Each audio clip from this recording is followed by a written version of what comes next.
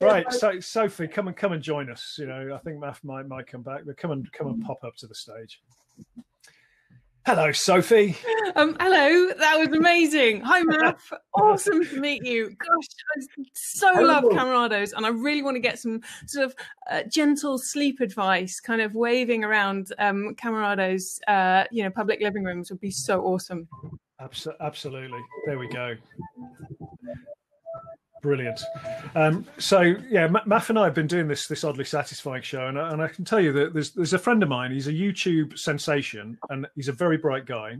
And what he does, he solves Sudoku puzzles live on YouTube, and he's got this 250k following of people that love this. But what he's finding is people are saying this is really helpful for my sleep and my anxiety, and watching him unravel this really complicated puzzle.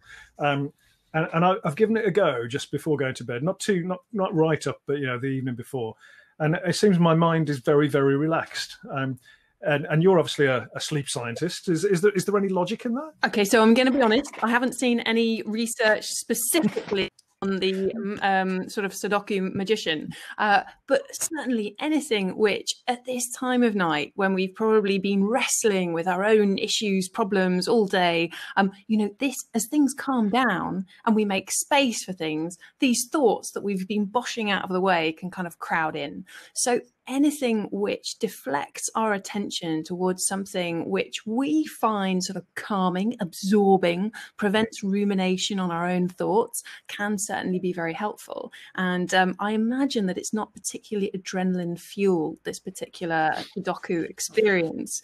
So anything that avoids the stress response. Yeah. I'm sure you've talked a lot about stress today. Everybody knows that the stress response kind of is what we do to initiate our survival instincts. And so adrenaline, cortisol, all these things kind of get pumped around the body, charging us up for action. And what happens if we have a stress response in the last 2 hours before bed is that it pushes back melatonin, this hormone which is usually naturally produced in the 2 hours before we go to sleep. And cortisol is the direct enemy of melatonin. And without melatonin, we can still get sleepy. We might still fall asleep, but our sleep is lighter and less restorative. And I think that's one of the reasons that throughout the pandemic, so many people have been saying, well, I am sleeping, but I feel, de-energized all day. And it's because even though they're asleep, they're not getting the same physically restorative power and emotionally restorative power of sleep at night. Yeah, fantastic. So yeah, you're right. It does just sort of calm the mind down. So I'm just going to say how long Math just stays there awkwardly without me telling him to turn his camera off and just see what I'm joking. So Math just brings out the kind of playful child in me, Sophie. He really does. But for everybody watching now, thank you so much for joining us, and it's a real highlight to have a chat with you. Can you tell everybody kind of what you do and who you are, please? Well, I suppose I arrogantly started this website called The Sleep Scientist. The idea is not that I am the ultimate sleep scientist, but simply to give people the science that they need to try and understand their own sleep, because we're all different. And I just feel that we're not educated about sleep in school, and I'm sure that will be remedied at some point. But I went to medical school and I learned about sleep in one sort of 1 hour lecture, which I probably slept through because medical students are renowned for neglecting their sleep. And it talked about a few unusual sleep disorders, but it didn't talk about the fact that probably 1 in 2 people who walks in through the door of their GP is having sleep problems, incredibly common for anybody with chronic health problems. And in terms of the link between mental health and sleep, I mean, it's just so interlinked. You cannot really separate one from the other. If you have problems sleeping, it's going to lead to problems with poor mental health and vice versa. So there are so many tools that we have to improve sleep, which have knock-on benefits on the rest of our sort of health, well-being and performance. So what I do really is talk about that, Rob. I just spend my days talking about how great sleep is, really. Brilliant. But it's amazing, isn't it, that it is one of those areas that the people can make such gains in the quality of their life And yet it's the first thing we compromise when we get busy or we get stressed or we've got a lot going on. And that's when we should be really prioritizing it, isn't it? I know. And the thing is, we all know this. And, the reason that I do this is because I'm guilty as well. And one of the reasons that I went off and sort of started my own company was really because I'd neglected my sleep for so long. And for me, it kind of culminated in a bit of an accident. So a few years ago, I went climbing on the back of quite an accumulated sleep debt. So I used to work for a wonderful startup company, which helps improve people's sleep, but it was quite busy and quite demanding. And I was very passionate about what I did, and I neglected my own sleep. And for me, that day, it just so happened, I'd flown in from overseas. I was actually quite jet lagged. By the end of the day, at 5 p.m. UK time, I actually thought my body clock was on 7 p.m. And I made a few real cock-ups in terms of decision making. I took unnecessary risks, which is something which is associated with sleep loss. And I ended up having a fairly nasty climbing accident and smashing up my ankle quite badly. So as I was being airlifted off the cliff, I thought, you know what, this has got to change. And that was real kind of impetus. I think a lot of people have these moments in their life. They're like, right, really got to tackle this. So I hope that nobody else has to go through that, getting to that extreme where they really realize, okay, now is the time. It is never a bad time to tackle your sleep. You can start tonight and you will feel the difference tomorrow. How many things in our life can we say that about? You want to lose weight. Well, yeah, it's going to take time. If you get a good night's sleep tonight, you're going to feel better tomorrow. Brilliant. And it's interesting, and we'll come on to how people could start tonight, because I think that's a good place to start, right? But it's interesting you mentioned that sense of purpose you had in the startup, and you were so driven that you would compromise sleep. And that's often the way, isn't it, with our pillars of well-being, is that they're hard to keep in balance, and we have to work hard to keep them in balance, don't we? Absolutely. And unfortunately, sleep is this thing which kind of gets stuck in this kind of vicious cycle, because when we don't sleep so well, we actually lose self-control and we increase our anxiety. So when it comes to work, we actually become more anxious that we're not doing a great job. So what happens? We work longer hours. The more sleep deprived we become, the less able we are to focus, and we feel guilty because we haven't got enough done. So we work harder and we sleep less. And you really can just get stuck in this cycle. You start to sacrifice going to the gym, because you're like, well, if I've got work to do, and that makes your sleep even worse. And so sometimes it's just a matter of drawing a line in the sand and going, right, okay, there's so many knock-on effects. This domino of poor sleep can impact on everything. So the great thing is, if you do stop that domino and improve your sleep, then all these other benefits kind of crowd around it. Yeah, fantastic. And I could just hear sort of my children seem to be playing the White Stripes in the background. So we're having a musical interlude. Now Maf has departed with my children. So we'll roll with that. So before we get into kind of the how of improving our sleep, how has people's sleep been affected by the lockdown? You alluded to it a little bit, but what research have we seen? Yeah, so certainly anecdotally, almost immediately, and personally, my own case, certainly I started waking up during the night more and definitely noticed that. And I actually had to sort of talk to myself and go, okay, can you do it? Do you know what? This is perfectly normal. I've got a bit of an uncertainty, uncontrollability. Our brains love predictability and routine. And all of a sudden, all of that's gone out of the window. So a lot of people experiencing multiple awakenings during the night, perhaps difficulty falling asleep, but perhaps most often waking up in the early hours of the morning. Waking up feeling unrefreshed. And also more recently, lots of people are talking about vivid dreams as well. So there was a study from King's College that was published a couple of weeks ago that actually found 38% of us had remarked on more vivid dreams during lockdown. The pandemic. Interesting, isn't it? And kind of Sarah's commented on the chat there. She's waking up at around 2-3 a.m. And so I think the first message is that that's kind of normal, and to allow yourself to say, okay, it's not great, but let's not panic about this. There's lots going on that might affect that, right? Yes, so many things. So the moment that we were actually advised to only really go outside when we had to, we're confined to indoor spaces. Now, one of the big influences on our sleep, which is we normally take for granted, is daylight. Because electric light just doesn't do the same thing. If you don't get exposed to natural daylight in the first couple of hours of the morning, your body clock gets quite confused. It hasn't had its sort of official wake-up call. And so if you don't properly wake up in the morning, not only did you feel a bit groggy because you probably still got some melatonin hanging around your system, but it means you don't start to build up the pressure to sleep. So you don't feel sleepy at the same time in the evening, and you've done less physical activity as well. So you kind of might be getting to your normal bedtime and going, oh, I don't really feel sleepy. And then you've got the stress, because what do you do if you're not tired? Oh, I know, I'll check the latest numbers on my phone. And we probably all did it in those first early days. And then then you've got a bit more injection of cortisol, so your sleep becomes lighter. You're much more likely to wake up. But some waking up is natural. And I would definitely reassure people that waking up once or twice a night doesn't mean you've got a sleep problem. It's probably just a natural gap between sleep cycles. Yeah. And have you seen anything around the impact of the virus on sleep? I mean, I've had the virus myself, and it sort of made me sleep a lot in the days. Obviously, that's the low energy. But have you seen anything about how the virus itself affects our sleep?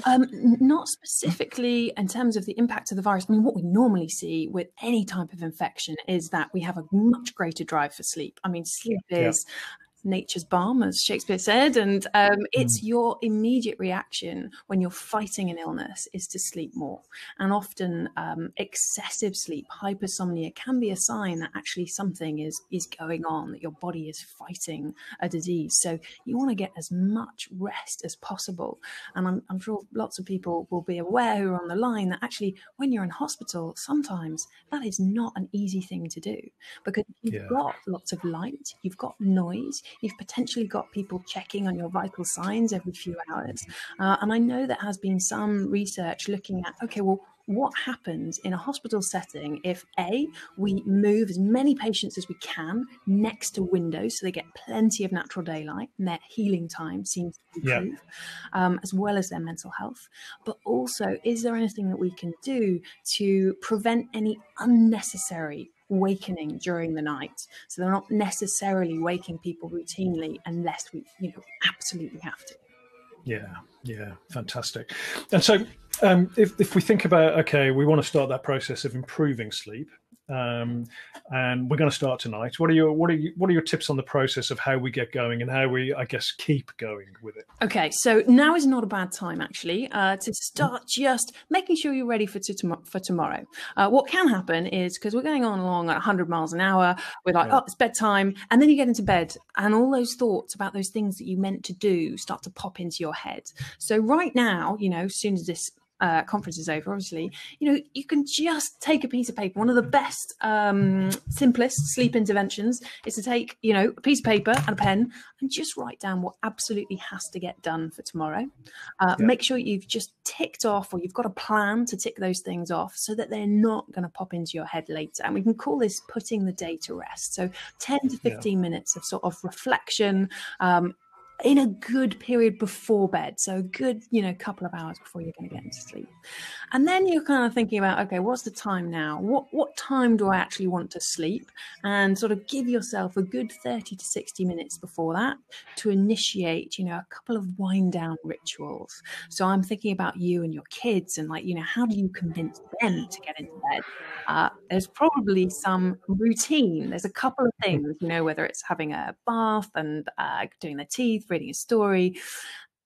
As adults, we can benefit from the same things. Our brains love that predictability. So if you've got just a couple of activities that you do each night in the same order, the moment that you kickstart that routine, the brain starts to go, I know what's coming now, and I can relax. And just very simple things like listening to music, reading a book, spending time with loved ones, hugging your pet. I'm actually borrowing my parents' dog this week, and I can't tell you, it's been so lovely to have a dog in the house again. And I came across some research that says that, stroking your pet for even sort of 20 seconds can improve levels of oxytocin, the kind of happiness hormone, and reduce the levels of cortisol. So a little bit of affection with your pet or a loved one can really help in that last hour or so before bed. Yeah, oxytocin's an interesting one, isn't it? I read somewhere about the length of time you need to hug to properly release oxytocin. Something like 45 seconds or 30 seconds. I can't remember what it is, but it's a long time, isn't it? Yeah, I think I saw some research that suggested 20 seconds, but even 20 seconds, that's kind of crossing the line for the kind of average hug, particularly in social distancing time. And actually, that's a really interesting observation. Since this social or physical distancing has been introduced, we've had a lot less of that opportunity to, embrace others. And there's fascinating research around touch that sort of says, the receptors on our back that actually initiate oxytocin production, we can't easily reach them. It relies on another human being to sort of hug us to actually initiate this sort of oxytocin response. So we are designed for comforting hugs. It's so right. I'm a big hugger, Sophie. I'm a really big hugger, and I hug everybody. And when you're a mental health campaigner, you don't need to shake hands, you hug, right? That's what we do, right? And all of a sudden, we got a limited number of people to hug, and my boy's a hugger, my 6-year-old boy Noah, and he is sick and tired of his dad saying, "I need a hug right now." He's had enough of me. He doesn't know what's going on. But it's for him as well. Yeah, of course it is. But we sort of miss that, don't we? Massively. So looking at our kind of our colleagues in the NHS who are and have been working really hard under intense amount of stress and pressure, shift work, really pushing themselves. I guess 2 questions really. What can they expect in terms of the impact of that on sleep, and then what can we do to mitigate that now we're starting to come out of the real peak period? Okay, so first of all, I appreciate that a huge number of people within the NHS have real problems with sleep. I've been contacted by many of them, and I've got a few places that I can signpost. Don't let me forget that at the end. But certainly any kind of increase in stress is going to lead to this sleep disruption. And, you're doing incredibly intensive things during the day. You cannot expect to just walk in through the door and be able to go to sleep. You've been on your feet all day, so you're physically exhausted, but emotionally and cognitively, you're actually still at this kind of high level of arousal. So one thing is to just cut yourself a bit of slack. Yes, of course, you need as much sleep as possible, but you've still got to give yourself that wind down time. And I think, we all know that when you're not sleeping so well, you are unable to function cognitively as well as you would if you'd had enough sleep. You're also much less able to empathize, and your ability to do what you do best is impaired. So the ways to protect sleep often involve a bit of outsourcing. I mean, if you possibly can, kind of rope in, spouses, other members of the family, or even the initiative to kind of adopt a health worker. I don't know how well that actually went, but people in your community who really want to help, whether it's getting some shopping in, just making sure that you've got food in the house.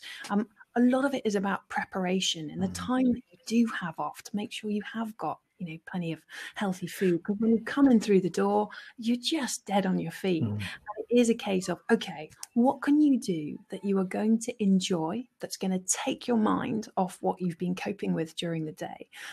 Some research found that just 6 minutes of reading a book is enough to actually physically relax the muscles, distract the mind. So it doesn't need to be a long time, but it's important that you're able to refocus your attention on something that changes the sort of emotional makeup of your experience. Yeah. And I think I'm hearing this theme in different ways today, that we often think there's a big mountain to climb, but actually, if we gave 6 minutes to reading that book at the right time, that will have a big benefit, won't it? And you put it in those terms, that's doable, even after a tough shift, that we could, okay, I'm going to make that part of my game, my routine, and that will enable me to just be better at getting to sleep and in the right circumstances.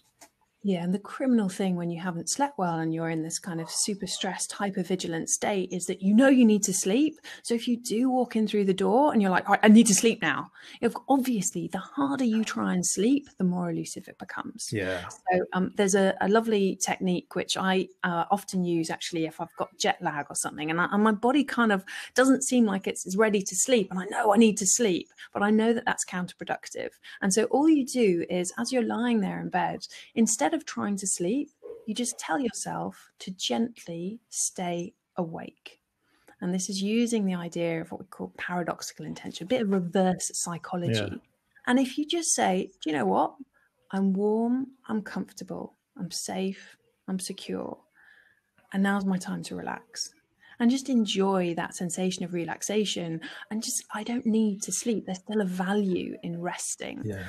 And just the kind of mental talk that you give yourself can just reduce that pressure. Yeah, it's interesting. I think I must use that one, and I haven't really sort of articulated before, but I often, if I can't get to sleep and I think I should be asleep, I often think, well, actually, there's times in this day that I would love to just be lying down on this very comfortable bed. And so I'm going to enjoy that moment. And it's helpful, isn't it?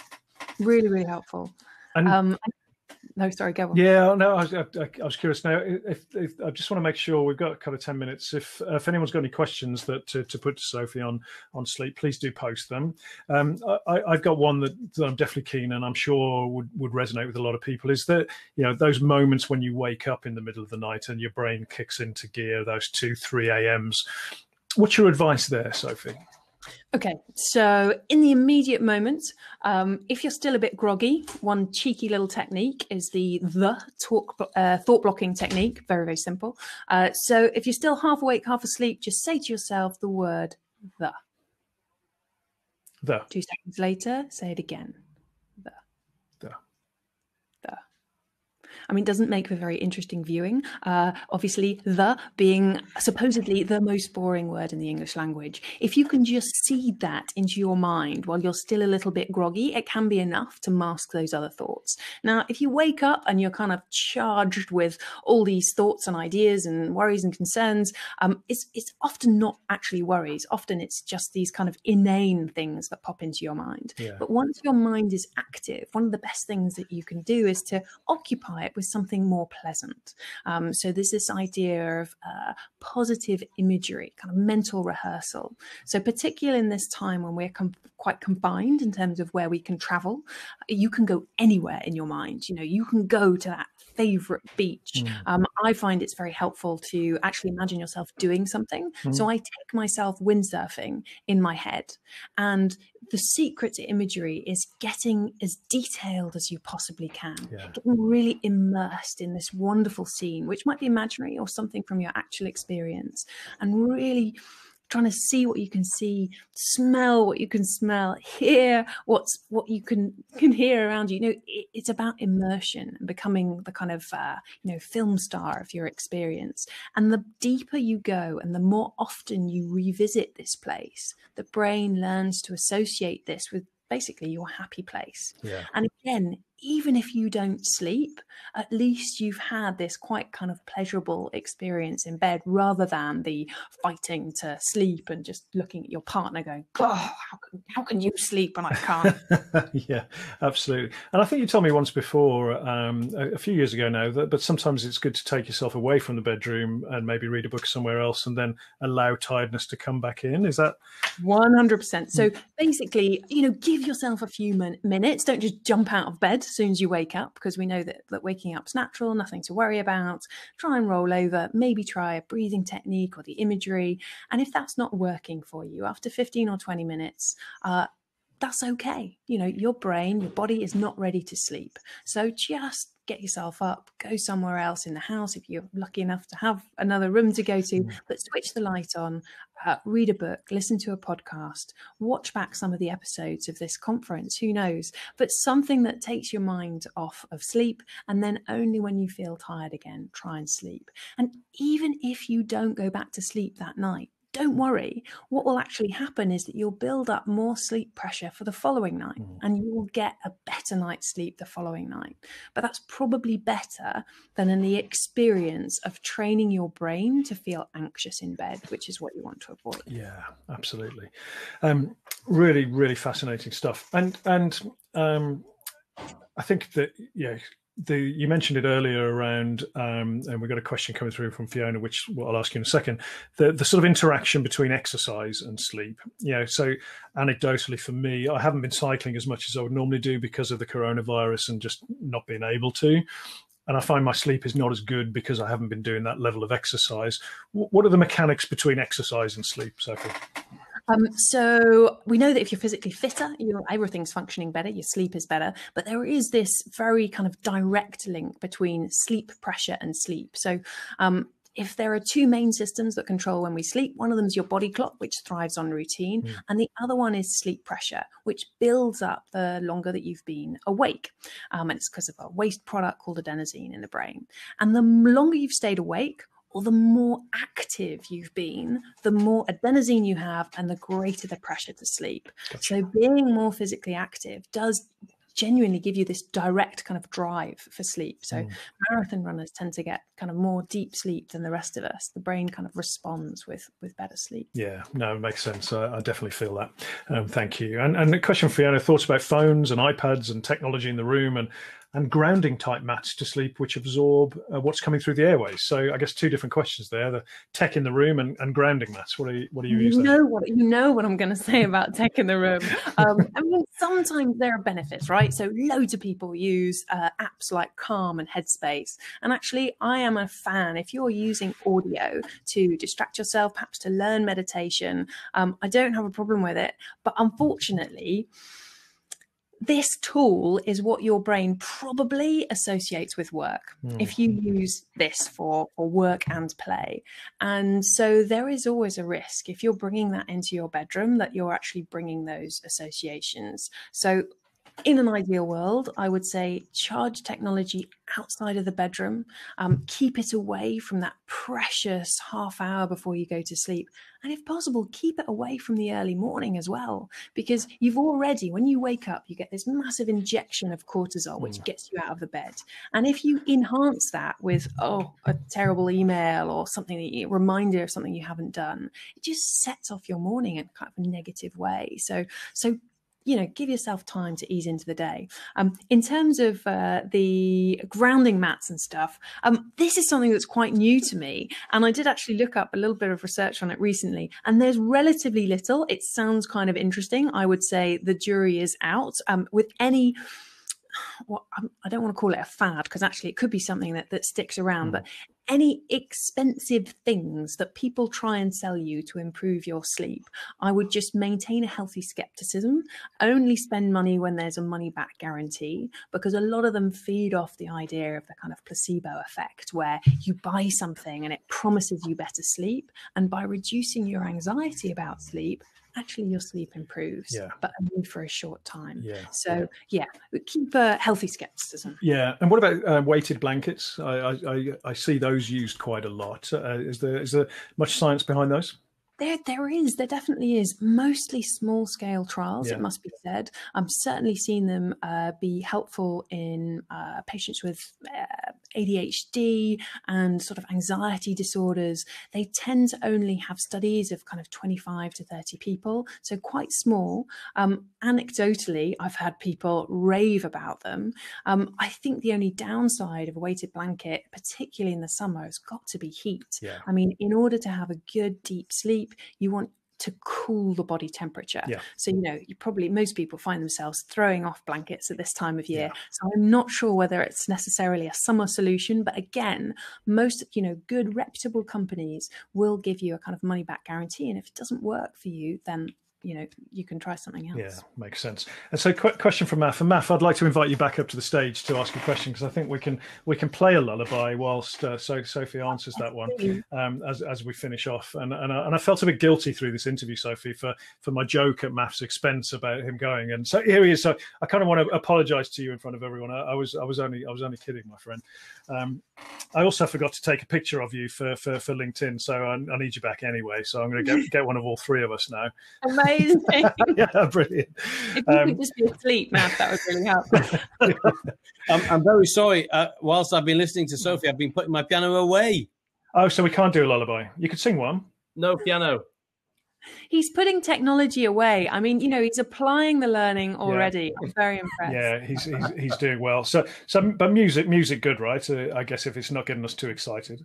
Absolutely. And it is a very personal thing. I mean, I went very recently to my first sound spa, and I know you had someone with gongs earlier on in the day. And I think, some people really respond to that. And I really encourage people to try these things out. I mean, if they have some terrible memory from childhood with gongs, which scared them in nightmares, it might not be for them. But actually, a lot of people can really, really benefit. So yeah, test and see what works. Yeah, brilliant. Sophie, I say this every time I see you. I could listen to you talk all day. You have so much knowledge, but you deliver it in such a beautiful way to listen to. You're so kind, and thank you for donating your time to this wonderful cause of supporting our NHS people. And likewise for you, Maf. It was you came in at a timely point, and it's been a great day. And Chris, if you could just pop up to the stage as well, and we can just say our thanks to everyone. I mean, it's amazing what the NHS are doing, right, and other key workers in these just unprecedented times and strange times and everything else. So it's nice to be able to just give a little bit back and hopefully impact the lives positively of a few of them. So what do you reckon, Chris? Good afternoon. Fantastic. Yeah, I'm going to pat my dog and sing a lullaby now and go to sleep. But a big thank you to you, Rob. You're the front-facing person of this. I just sit in the background and listen to the great content. So huge well done to you, mate, because you've held it together beautifully. That's cool. It's a real pleasure, and it's with amazing people, both in the audience and people like Matt and Sophie. So thank you for all of the speakers, everyone that's participated. We'll work on getting this in a format that you can share within your organisations, because there's been some great content. In the meantime, stay well, stay connected, and stay healthy. Sleep well. Sleep well. Sleep well. Thanks. Thanks, everyone. Thank you. Yeah, thank you. Bye-bye.